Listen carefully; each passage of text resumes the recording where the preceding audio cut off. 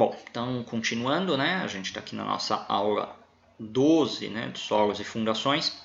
Hoje entrando na finalização da parte de solos, que é o ensaio SPT, o ensaio Standard Penetration Test, que é um ensaio de estudo de solo, um ensaio de sondagem, onde o seu objetivo é definir o perfil geológico da onde nós estamos trabalhando, fazendo esse estudo, né? Justamente porque, sabendo-se o perfil geológico, temos um material que pode justificar a escolha da fundação que nós queremos. O raciocínio ele é um pouco direto, né?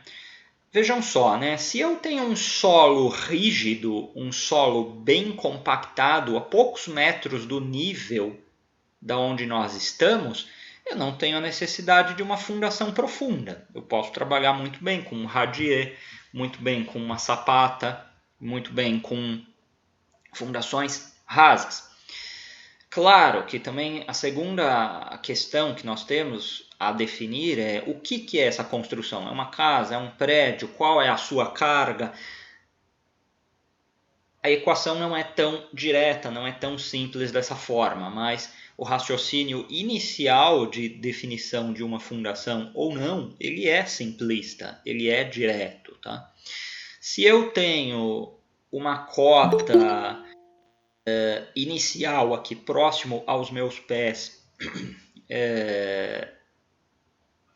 com um solo não tão rígido, não tão compactado, claro que aí a nossa primeira opção é pensar numa fundação profunda, né, em tubulões, estacas e assim sucessivamente, né?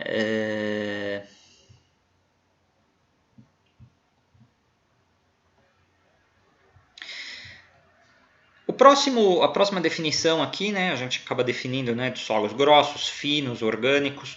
Vejam que a gente não está falando aqui se são argilas, se são areias e assim sucessivamente. Né? Solos grossos, né, aqueles com a fração predominante dos grãos é visível a olho nu. Né? Areias e pedregulhos, lembram? Né? As areias ela têm uma granulometria maior e pedregulhos, claro, né, muito maior. Né? Não se fala de argila, né? A argila não é visível a olho nu, né? Ela tem uma granulometria muito pequena, né? Então aí eu já consigo colocar as argilas nos solos finos, elas e os siltes. O siltes é como um intermediário entre as areias e as argilas, né? Isso nós vimos lá nas primeiras aulas, quando começamos a falar de solos.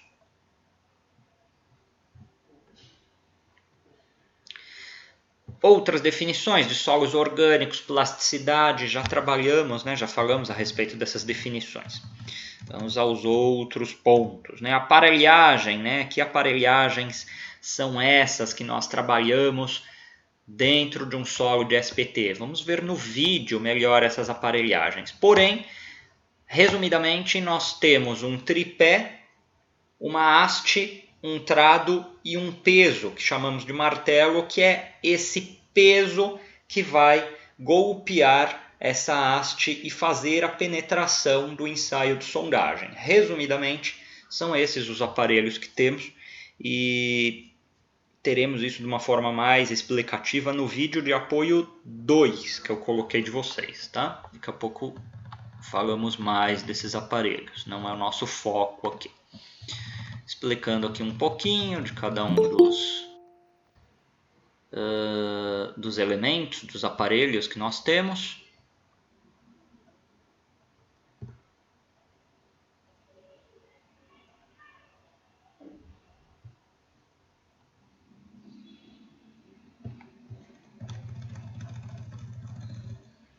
A norma faz o desenho deles, né? Dos elementos que nós temos.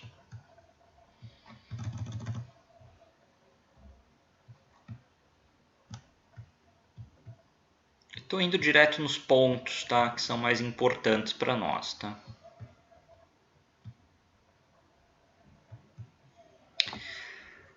Quantidade dos furos, tá? Quantos furos, né, eu preciso fazer para uma sondagem, tá? Salvo via de regra, tá? Isso está escrito aí na NBR, tem também em algum dos outros vídeos nossos. A cada 200 metros quadrados, um furo para sondagem. Sendo que, se eu tenho 200 metros quadrados, o mínimo que eu preciso ter também são 2 furos. É meio estranho, tá? Vamos repetir de novo. A cada 200 metros quadrados, um furo. Sendo que se eu tenho uma área de 200 metros quadrados, o mínimo são 2 furos, tá? Então eu preciso ter 2 furos, entenda-se o furo de sondagem. Entre 1.200 metros quadrados e 2.400 metros quadrados, eu preciso ter um furo a cada 300 metros quadrados. E acima de uma área de 2.400 metros quadrados, eu preciso ter, no mínimo, um furo a cada 400 metros quadrados. Tá? Resumidamente, a quantidade de furos que eu preciso é essa. Tá? Também não vamos bitolar e guardar esses números. Tá? Isso daí a gente consegue, tem na nossa apostila, tem nos materiais de apoio que eu estou dando para vocês, tá? E também não é a parte principal que eu quero conversar com vocês a respeito de sondagem. O procedimento também a gente consegue visualizar melhor ele nos vídeos que eu separei de apoio para vocês, mas vou falar aqui também de uma forma resumida que está aqui explicando-se aqui na nossa NBR e nos vídeos a complementação de como que é feito.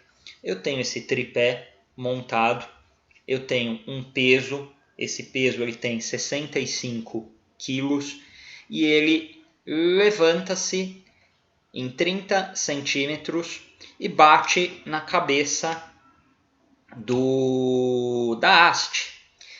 E cada vez que ele vai batendo, essa haste vai penetrando no solo. Essa haste vai penetrando no solo. A cada 45 centímetros que essa haste penetra, eu divido esses 45 centímetros em 3 frações de 15 centímetros.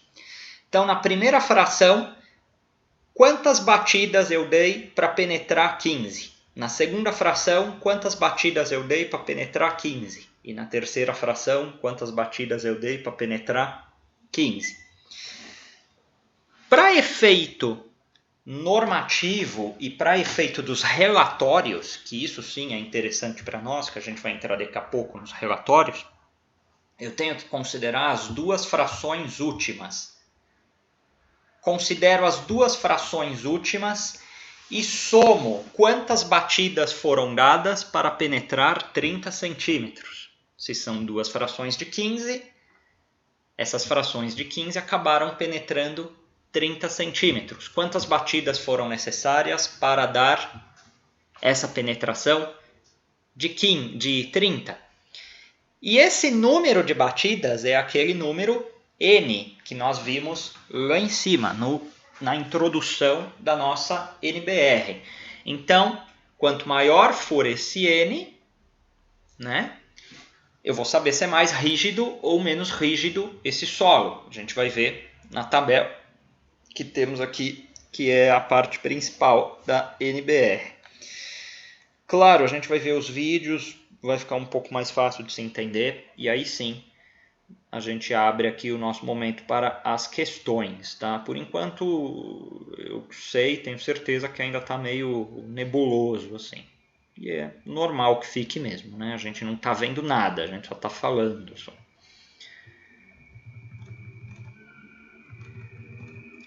Professor, sim.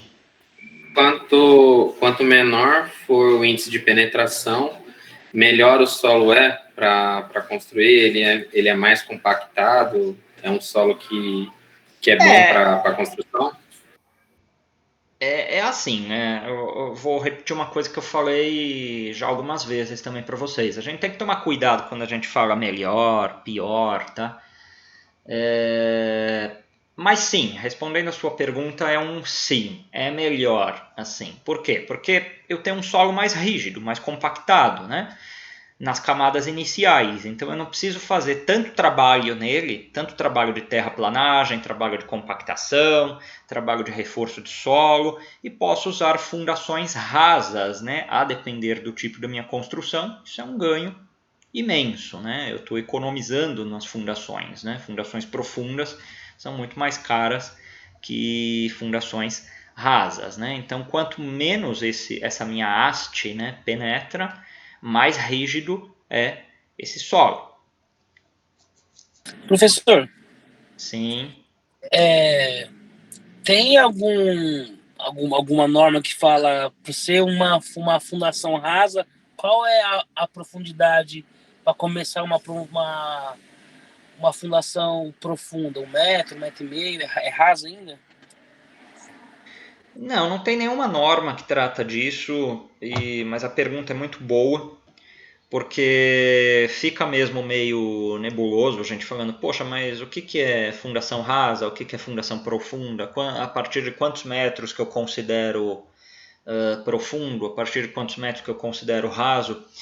E a resposta é um pouco decepcionante, porque não é profundidade que define isso, é o tipo da fundação. Tá? A gente fala fundação rasa, aquelas fundações mais simples, né? Então, assim, radier, sapata, um bloquinho assim mais próximo ao solo.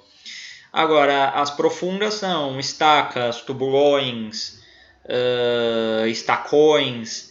Então, assim, o que acaba definindo se eu chamo ela de rasa ou profunda, né, não é propriamente a sua profundidade, apesar que a gente pode usar isso em alguns momentos, mas sim o tipo de fundação, né, o que ela é. E isso a gente vai ver nas próximas aulas, quando a gente entrar em fundações. Obrigado, professor. Nada.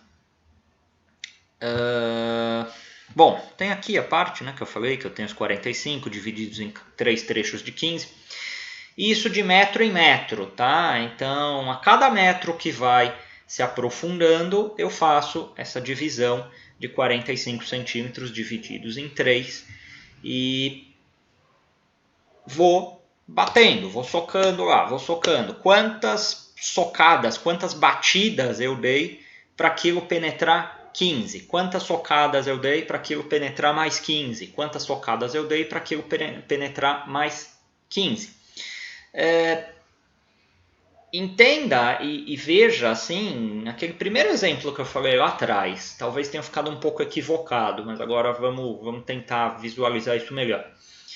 Eu tenho um cabo de vassoura lá, ele fincado na areia da praia, estou lá brincando. E eu vou batendo na ponta desse cabo de vassoura.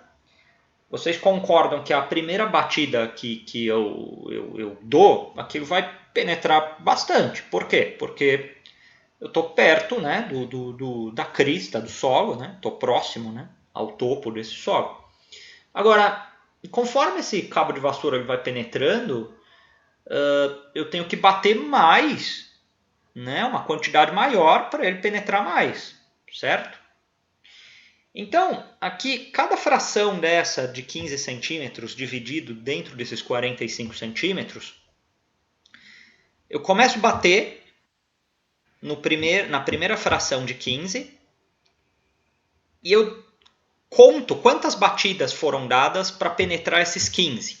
Se for um solo não rígido, uma batida só ele já penetra, puf. Se for um solo que já está mais rígido, vai demorar.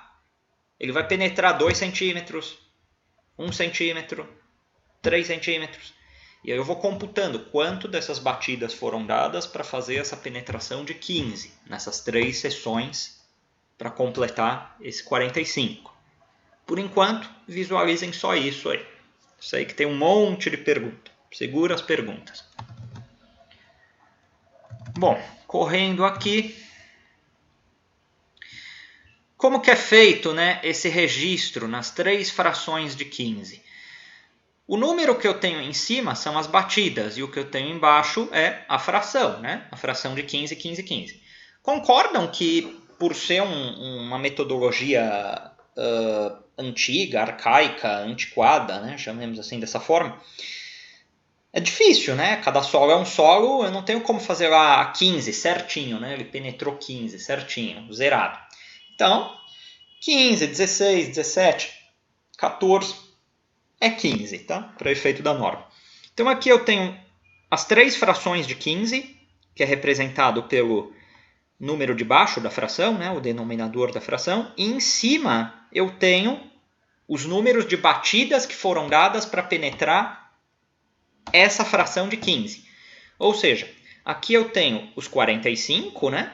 Que seria o denominador dessas frações. E aqui eu dei 3 batidas para penetrar essa primeira fração. Aqui eu dei 4 batidas para penetrar a segunda fração. E aqui eu dei 5 batidas para penetrar a terceira fração. Aquele N que nós vimos lá atrás, que é ele que vai definir, aquele número N que vai definir se é um solo rígido, não rígido, e isso é tabelado, a gente vai chegar nessa tabela já já, ele é a soma dos 30 centímetros finais, ou seja, das 2 frações finais. Ou seja, o meu N aqui ele seria 9, né? 5 mais 4, 9. Guardem isso aí também. Fica mais fácil de entender quando a gente vê um relatório. Estou correndo a norma, tá? Estou resumindo, né, tudo que tem aqui. Porém, quando eu paro, né, de bater? Quando que eu paro de ficar cravando isso, né? Eu vou ficar batendo eternamente aí para ver como que é esse solo. Existem algumas condições. Na verdade, são 4 condições. Primeiro, quando você, né, o seu contratante falou, ó, eu quero uma sondagem de 15 metros. Ou seja, você chegou lá em 15 metros, acabou, parou. Não preciso mais trabalhar, não me interessa o que tem para baixo. Ou, e isso principalmente se for uma sondagem que visa a elaboração de um projeto de fundações, e aí são essas condições. Condição A, né? Em qualquer dos 3 segmentos de 15, o número de golpes ultrapassar 30. Ou seja, é aquele exemplo que eu falei do cabo de vassoura na areia da praia. Eu estou socando lá, pá, aquilo não penetra mais nada. Né? Ultrapassou 15 golpes, né? 15 batidas lá na minha haste. 15 não, perdão.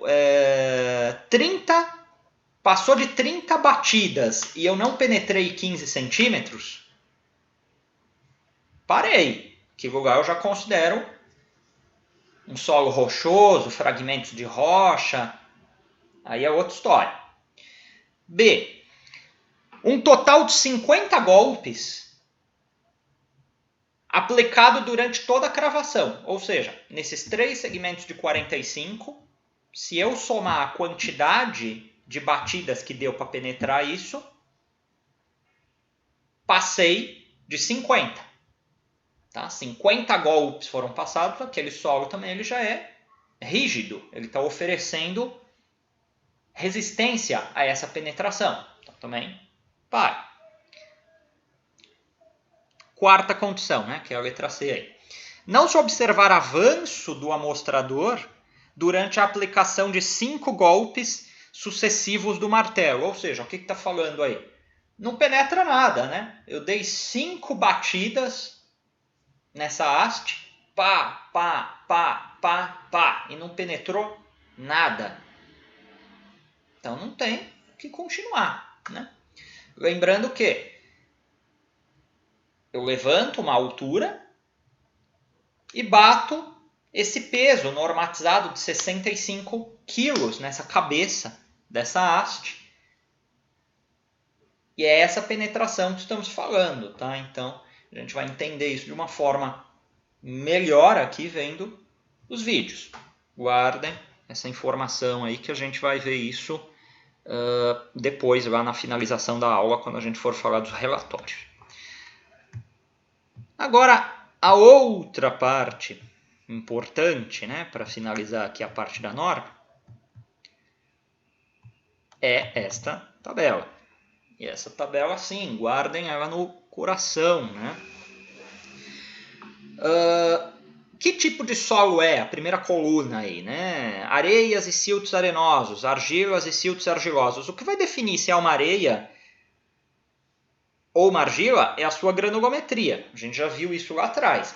Agora, o que vai definir se esse solo ele é fofo, compacto, mole, rijo, duro, são esses índices de penetração. Lembrando que esse N ele é a soma dos 30 centímetros de fração final, ou seja, a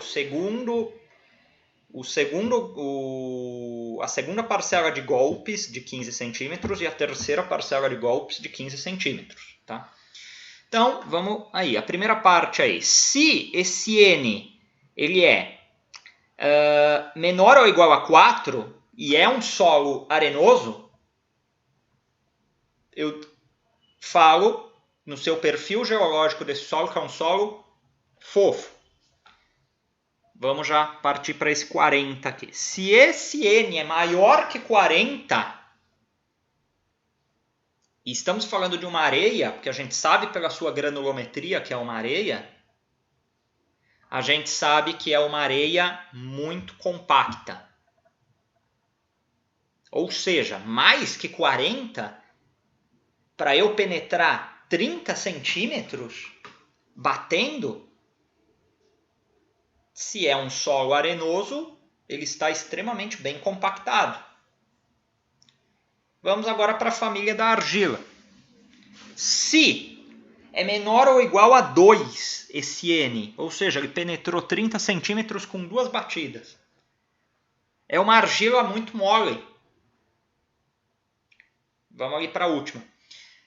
Se esse N é maior que 19 para penetrar esses 30 centímetros, é uma argila muito dura, tá? De 11 a 19 rija, de 6 a 10 média, de 3 a 5 mole, menor ou igual a 2, que nós falamos, muito mole.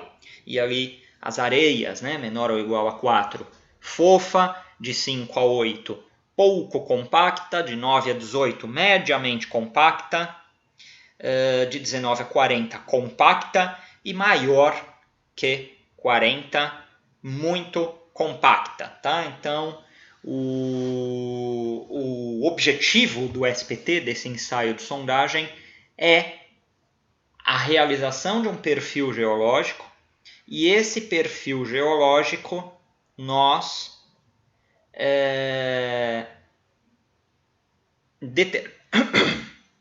determinamos com as informações contidas nessa tabela.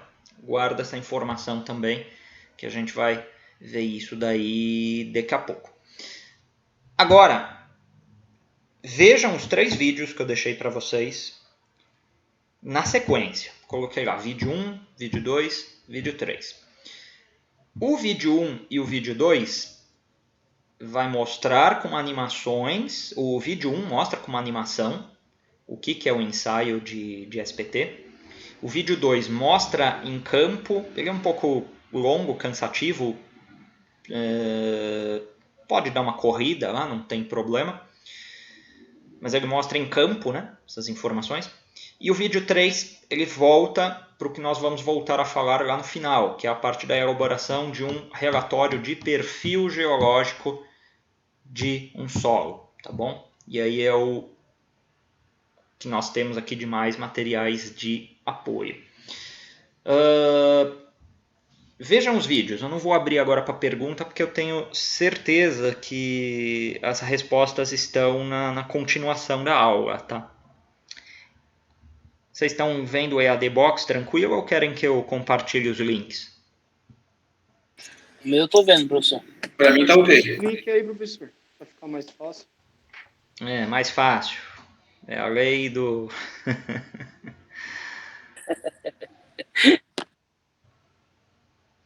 Daqui 1 hora voltamos a falar. Eu vou compartilhar os links, tá? A culpa é do senhor que deixou aberta a votação. Ah, mas aí vocês tinham que falar, eu vejo no EAD Box, pode deixar, não sei o quê.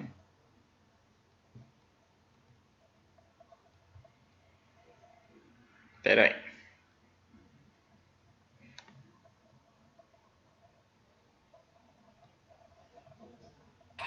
Daqui 1 hora volta, professor? Daqui 1 hora. Vendo os 3 vídeos dá 1 hora, mais ou menos. Tá, eu vou sair aqui que eu tô vendo pelo meu celular aí, fica muito baixo, tá? Se eu ficar logado na aula. Não, tranquilo. Daqui 1 hora eu volto. Valeu, professor. Alô.